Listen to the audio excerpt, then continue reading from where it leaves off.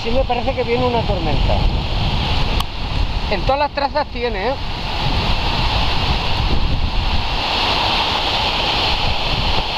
Así me parece a mí, cariño, que estás bien ahí. Iba a cenar ya, son las 8:10. Pero fíjate, se ha oscurecido. Y la que me va a caer, no es chica. Mientras no me caiga una rama. ¡Hostia! ¡Yeah! ¡Aguanta!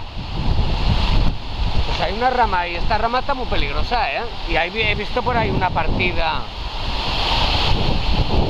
Hoy he visto bastantes árboles partidos, ahora que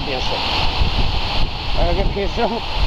Sobre todo eran árboles de estas de ciruelas prunas. Me he comido no sé cuántas. Y luego he estado cogiendo.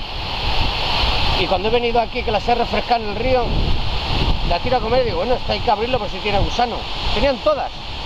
Yo no sé cuántas me habré comido allí debajo del árbol, calentorras, pero como el agua estaba peor, me cago en Dios.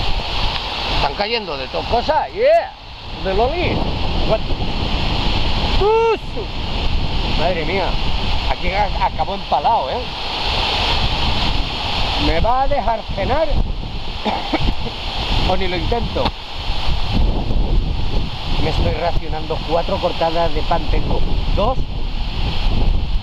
es de hace 3 días y las otras 2 de hace un pan de hace 2.